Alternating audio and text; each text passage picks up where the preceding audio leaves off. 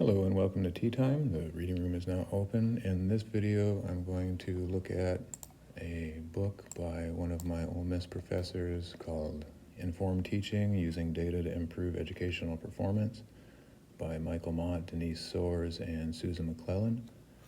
And I'm going to push back a little bit from a scientific perspective on some of the inferences and conclusions about what data means in the realm of education. With the aim of having education be more like a science. This has been kind of a theme in my academic and professional research where I would like things to be more scientific because then they have more external validity and they're more reproducible.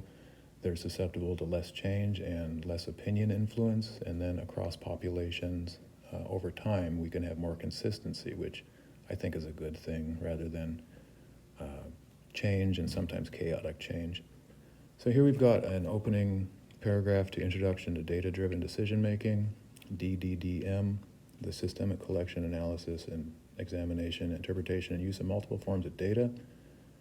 And to some degree, I think that data is self-explanatory, but when I was doing my master's in business administration, I remember my organizational behavior teacher, Maurice Yoles from Liverpool Johns Moores University in England, discussed how data is like the rawest form of stuff that we can work with, whereas it doesn't have intrinsic meaning. It could be just digits, it could be colors, it could be specks of something, and it has to be organized and grouped together and assembled in some way into information, which is the next level on the hierarchy. And then the information is something we can actually use through language and through mathematics to analyze.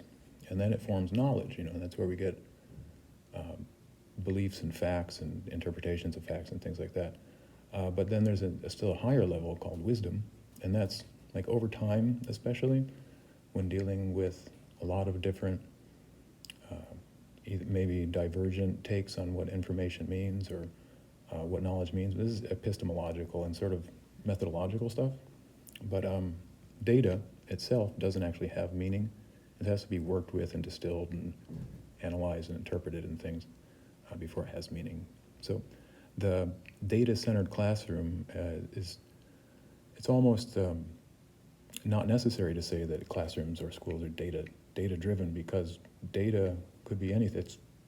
It's the molecules in the air, it's the individuals in the classrooms, it's the instruments that they're using to assess. Data is everywhere basically. So everywhere we go, it's data driven. There's data implicit and intrinsic in all the things that we can observe. So what does that mean? Well, that's kind of a power word, or back when I was getting my bachelor's in business, they called these buzzwords in business, and that's a big buzz term recently, is this data driven or data focus. And so in this paragraph, we see DDDM is the learner-centered teaching tool that supports differentiated instruction by providing information that helps teachers tailor instruction to fit classes and individual learning needs. And that's good, right? And then in the last sentence there, we got it supports an interactive, multifaceted, and contextual practice with school organization. Now, sometimes I'm a little bit critical of social scientific or more language-based or qualitative research and studies, because some of these things are kind of vague, but we got some inclusion of graphs and charts here. So let's look at the next thing, which is assessment. And I think this could be formative assessment. It could be something just at the end of a class. It could be during class, or just a standardized test and more conventional assessment. But we've got inside that circle there. So the circle represents tests, evaluations, measurements, portfolios, and performance. So those are all the different kinds of assessments. And then informing and improving who inside the circle there? The teacher, the learner, the program, the administration, the parents, the community, the state, the nation, and the realm. Well, that's a broad range of people it's informing and improving. And I've been in teaching for 19 years, and depending on the place, depending on the people, depending on the classroom, depending on the teachers, the learners, the program, the administration, the parents, the communities, the states, the nation, there are varying degrees of attention paid to each of those people or places or things there. And I've just got a question in most cases, do individuals teachers have potential to impact much beyond that actual individual teacher and the learner? And then there are arguments over locus of control, internal and external, and motivation, and whether or not teachers can really influence some students anyway. Certainly there's sufficient reason to believe that certain teaching methods and certain teachers might motivate or inspire some students to varying degrees, but there shouldn't be much argument that some are set against being motivated or active. And so can they be informed and improved by the teacher? I don't know. Or by the assessment? I don't know. Is the program really concerned about the assessment of an individual classroom? Again, I don't know. Is the administration looking at all of the different assessments that teachers do? That would be impractical, obviously. Administrators can't be in every classroom at every time, and they rarely, in my experience, look at all of the assessments. Certainly, if all of these things are including tests, evaluations, measurements, portfolios, and performance, that would be impractical. And then are parents really involved in this process? And beyond that, the community, this is like peripheral stakeholders, and that's great sounding, but is it really tangible and palpable and is it observable? That's a big question. And I'm not going to say no entirely, but I think that a lot of people push back against the idea that the individual and the collective are related, and that the micro and macro are related in any way. And so to say that, I can imagine a teacher trying to say that he or she did something in a classroom because of its global realm, the impacts on the global realm. It's going to be hit and miss as far as I can tell, and certainly depending on the subject. I'm not sure that there's consensus that different subjects even relate to one another, or that it's even appropriate for a teacher in one subject to address matters from another subject. I'm not sure that's where we're trending. And so there's some questions for me there, which again, on paper, in the best case scenario, I think that's awesome. That, yeah, we should all see this like continuous flowing transition from the individual, from deep within the individual on into the collective, and that we can all just like manifest, some sort of great things for ourselves and others, and that we would be members of a community, and that teachers and all these other different stakeholders would be united in, the pursuit of some goals or something like that. But I can't really confirm that with observations, and I think there's evidence to the contrary, that people are often siloed, and they do not like to associate what they believe are unrelated things. So I got the arrow there at the administration, and I question, well, isn't it a popular position that teachers are informed, motivated, and compelled from the top down? Because, well, is the individual teacher just allowed to do what he or she wants? I mean, that's within certain boundaries, and I think that depending on the school and the district and the administration, those are very often very narrow boundaries. So the idea that assessment would then somehow inform and improve the administration kind of contradicts the idea that we have a top-down authority structure. And so there's some latent ignorance in the model, or it's not meant to be taken literally. I'm just having some questions on a couple of these things. And then at the global realm, well, again, don't the critics of higher positions of authority like to compartmentalize? I mean, if anybody watched the Oppenheimer movie, then that was the objective, and one hand doesn't know what the other hand is doing, or compartmentalization, that people are very comfortable with not thinking about stuff that other people do, and the idea that then somehow we're going to break through and have this this seamless sort of flowing system is then at least challenging, because people will argue that stuff isn't relevant. I mean, how many times do we see these dichotomies of micro, macro, public, private, individual, collective? This is pretty common stuff. These are well-known attributes of a culture and of people generally. So we got another chart here. Student data. Student data, again, could be anything. It could be anything from physiological markers to attendance to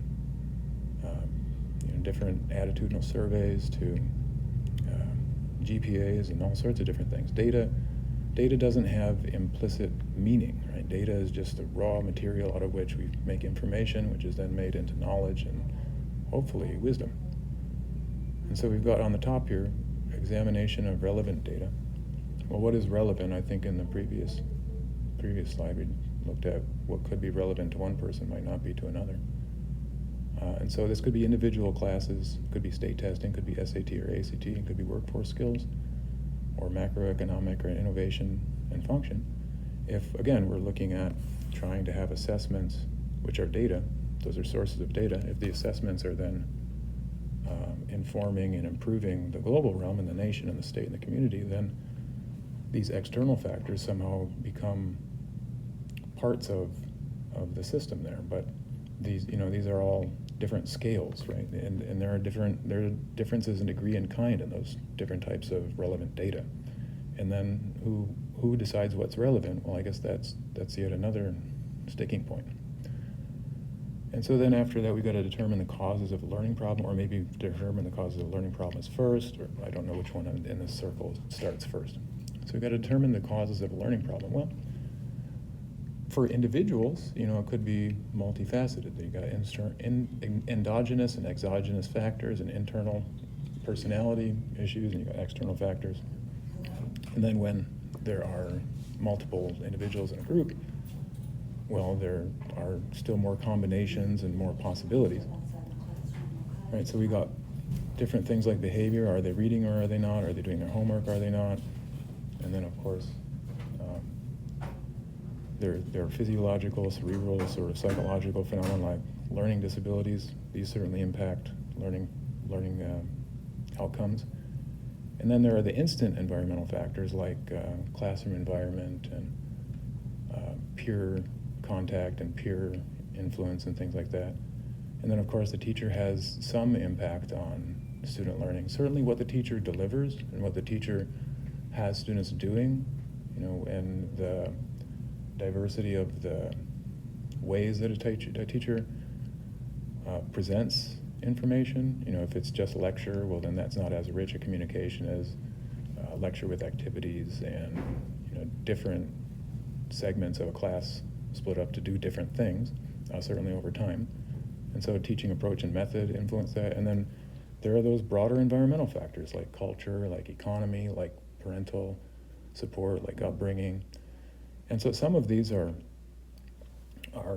within the sphere of interest of teachers and educators, but completely outside the sphere of influence, right? So that brings us to the next circle there, develop solution strategies. Well, to the extent possible, yeah, caring, inclusive environment, and that's been a main theme in education recently and more across the board in the American culture, which is great. We should have everybody be able to be in a room and do things all together. But then, there's a but there. There's a caveat that when we get more different people together, more heterogeneous populations have more problems. They got more disagreements. There's more combinations of ways that things could go wrong. And so we could either adjust our goals and just let everybody feel like they're safe. That's one approach, but that doesn't really do much for learning problems, and as demonstrated through assessments and, again, these various different ways to evaluate learning. So we've got to have direct intervention.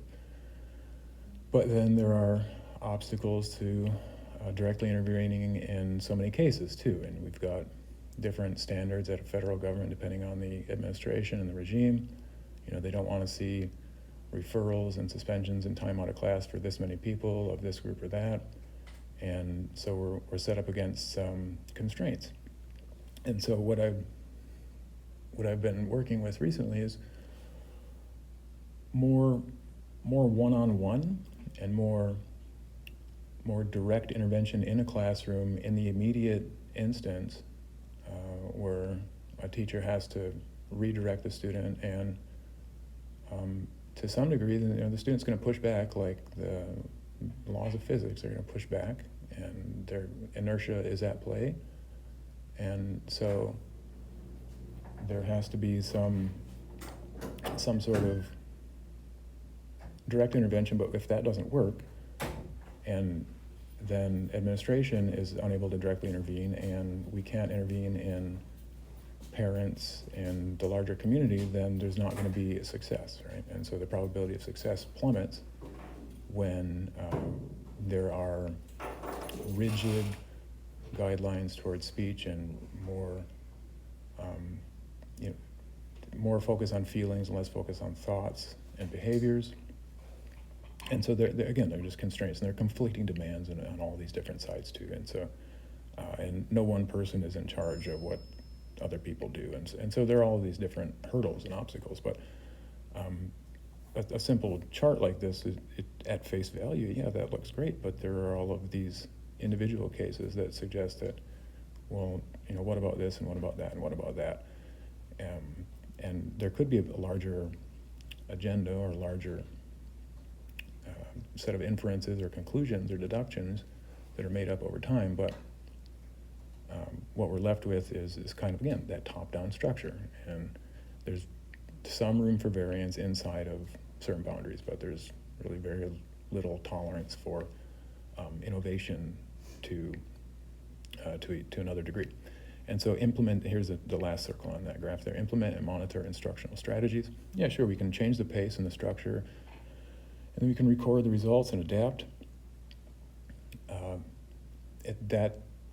That's not going to solve every problem. If we want to have nice things in the 21st century, then we need more mathematical and scientific skills. We need better communication, and if that's not what we're getting, and we've stopped trying different things, and we've ruled out some possibilities for preference of culture or tradition or whatever, well then,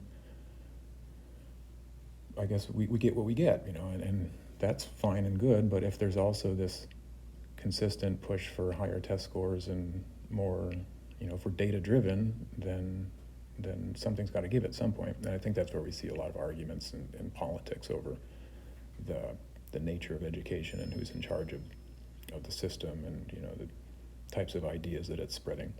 But I don't think that's changing the outcomes either. So, maybe it's like a big think. That's what we need, is a big think.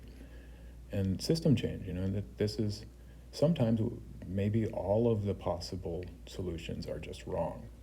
And so we need to sit down and start from scratch, because the system has changed and the parameters have changed, and just nothing from the bunch of tries that we've had is working for so many different people in so many different places. And so have to completely regroup and rethink what we're doing. And that's the real difficulty, because that means that people's people spent their whole lives trying to, leading to this point, and maybe that's just not working. And that's what we see in science, right? That's what it would be in science, but social science really isn't science per se. They use data, but not like natural sciences. And we've seen a failure to replicate, or the replication crisis in education and psychology, and I've got a few different simple quotes on that. So that's just a thing, that education research is usually with a private school or an elementary school in particular, or a charter school or a magnet school, and something works great for one small group of children. Awesome. It doesn't mean it works for everybody. It doesn't mean that it's a theory. It doesn't mean that's a rule, a hard and fast rule that it has to work for everybody. But that's kind of what we see in education, where there are these assertions that are based on opinion and by very limited data, and there's some data exclusion and manipulation, or certainly selection and exclusion, selective attention. These were, when I was doing my MBA in Bob McClellan's research methods class, I remember going through, I was doing some Reuters reports at the time, and I remember looking at a Rice University study that was just about what bad science is. And bad science was like data finagling. This was in 2008, 2009. Data finagling and manipulation, selection, exclusion.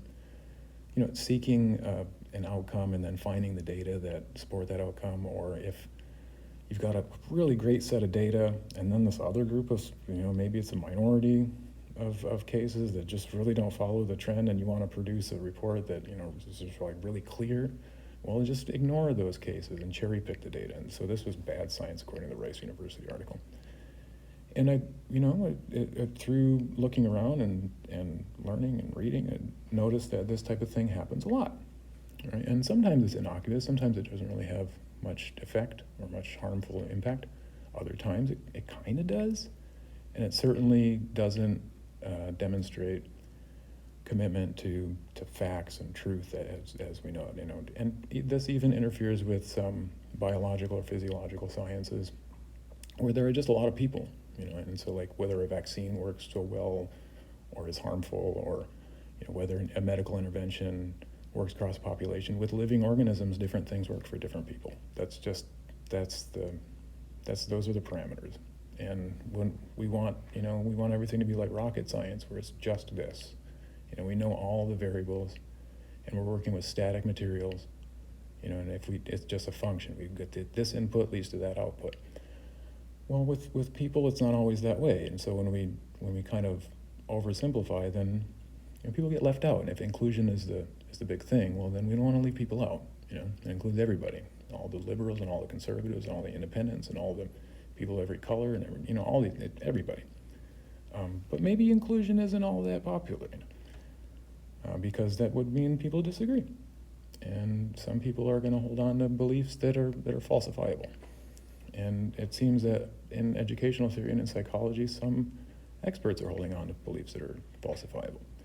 And so I've got here a contrast compare chart between education theory and physical sciences. And not everything can be physical sciences. It's not all mechanical engineering, and it's not not everything in the human-centric world works like gravity, but we could work towards something more like that, but it would take a lot of effort, guaranteed.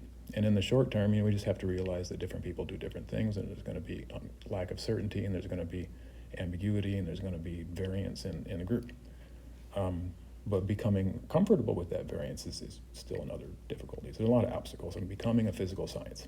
And some of it is just like opening one's mind and recognizing that they can be wrong, and that it's very hard to falsify something, but things can be contradicted, without being falsified. There's two opinions can exist at the same time, and they can be equally true, and they can be very different.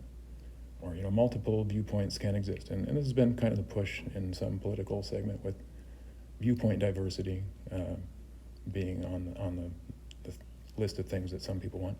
So educational theory is based on it's a lot of popular opinion and rhetoric, carrying language and imagery, and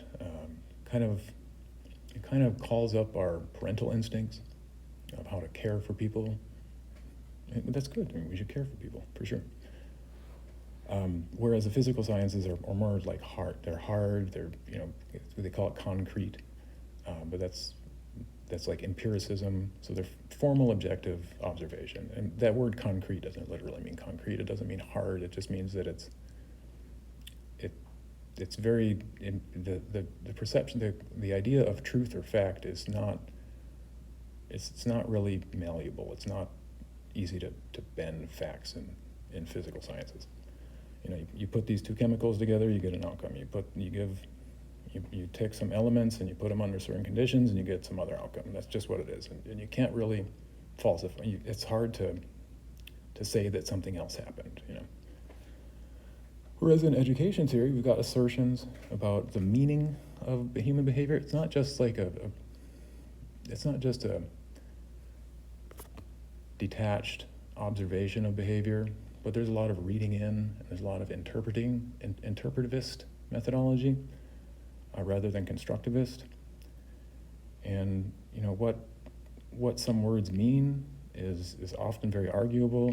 And so if we just select one possible meaning and ignore many other possible meanings, especially when there's maybe legitimate argument saying that there could be multiple meanings, well, that's going to hinge on that. Then our data is really reliant upon our culture and qualitative opinion, tradition, perception, attitude.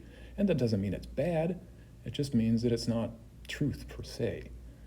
It doesn't mean that it's not valid for a time and place. It just means that it's not going to carry very well to the next time and place. And so for individuals in a transient population where people move and there's a big global economy or national economy or statewide economy, going back up to that list of things that assessments inform and improve.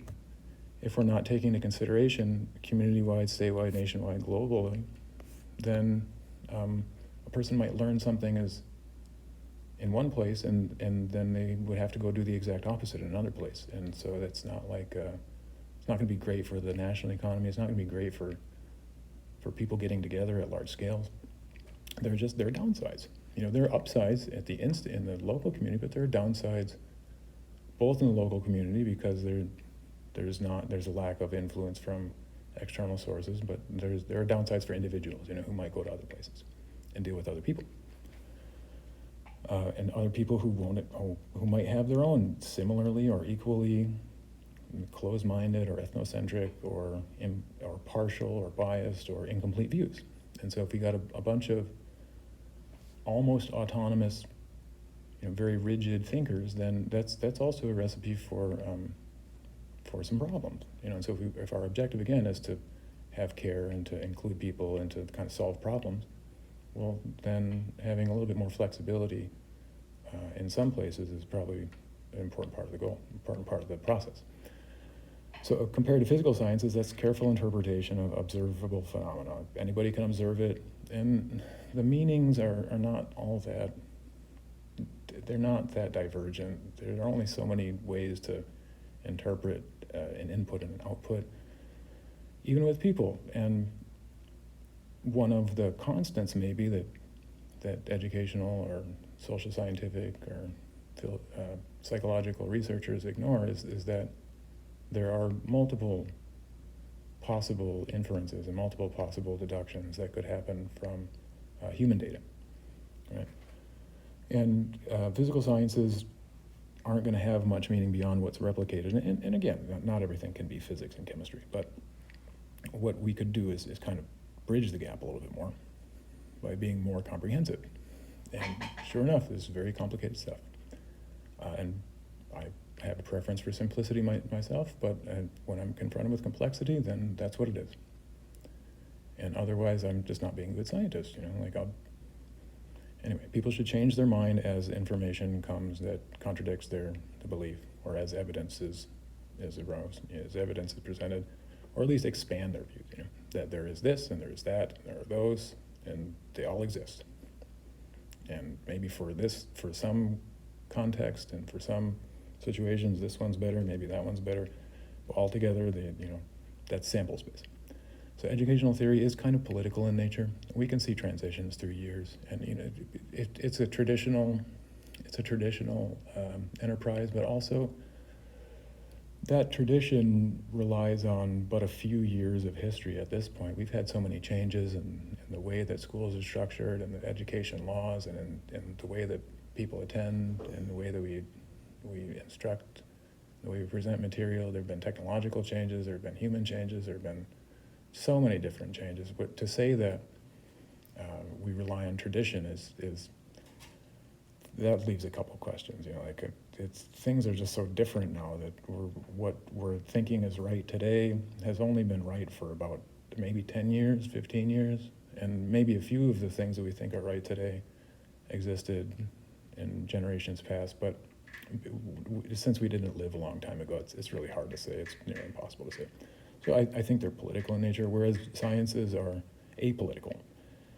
And that was not always the case. I like to bring up Boltzmann and how they had to vote about whether entropy was a real thing, and they had to vote whether atoms are real, and they had to vote whether the Earth revolved around the sun. And just like psychiatrists vote on what to call a mental illness. You know, and so there's one example of being a little bit political. But generally speaking, sciences are apolitical or more apolitical. Educational theory and moreover social sciences are dynamic. They change. Total changes from the 1960s to present, total changes from the 1800s to present. And even in the past few years, we've had complete turnarounds. And some people, I've changed my mind quite a few times over the past 5-10 years because new information comes to light. Whereas physical sciences are more static. And then, as a result, educational theory has a higher probability of error. In the instant, there's a pretty good chance that it's wrong, because there's a pretty good chance that in the future it's going to change. And so that's where the idea that they're probably more than what we're considering is important to recall. because it's probably going to change in the future. Whatever people believe today is probably going to change significantly into the future, and so that means that today we're wrong by future standards. Whereas in the sciences, it's the same as it ever was, and people's perception might change, but it's the same as it ever was. And we could move in that direction with regard to humans too, that our perceptions of what's going on is just changing. Like before Newton, gravity was real. Before Galileo, the Earth still revolved around the sun. Before Boltzmann, there was still entropy. And before atomic theory, there were still atoms, but people had to change their perception of reality. And so to some degree, we could apply the same rules in social sciences and psychology and sociology and educational sciences, which are kind of like, or educational theory, which is kind of like the hub for a lot of those, where people learn things in schools and they go out into the real world and they apply those things. And then as a result, because of so many changes and so much opinion and maybe some bad science, education theory has a lower external validity. And we've seen, again, we wouldn't change so much over such a little time if there wasn't something quite wrong. And if some ideas were not undermined, or if there weren't such low external validity. Whereas in the physical sciences, we have higher external validity. It means that somebody from somewhere else in some other time can look back on these things and confirm or disconfirm what's going on. And so, again, my aim here is to try to motivate people, if anybody ever listens, to try to think more scientifically, which might mean that things take a longer time. You have to read more, have to have longer discussions, have to think about a lot more factors and variables, and have to maybe not prefer one singular approach or one singular outcome or one singular or a narrow band of potential events or outcomes or approaches or methods, and understand that there's a blue ocean. Like in business school they talk about blue oceans. It just means opportunity. There's a lot of opportunity in the future, and things are likely to change. And so by allowing people to express their viewpoints and kind of negotiate and being willing, active participants in a good faith system, then we might be able to move ourselves from this more rigid and less observable and lower reliability set of methods in education towards something more scientific, which I think would be better, because those are the things that we know will exist in the future, and they exist regardless of culture, regardless of perception, regardless of time. And those are science is also the thing that's probably going to bring us the most economic productivity and prosperity into the 21st and later centuries. And this is also, coincidentally, where a lot of people are falling behind in schools. And so maybe there is a social, cultural phenomena wherein teachers themselves, even administrators themselves and parents themselves and professors themselves are not applying methods of science which, if they did, would help kids to understand scientific reasoning and therefore the value of scientific education more. Okay, the reading room is now closed. This has been Tea Time.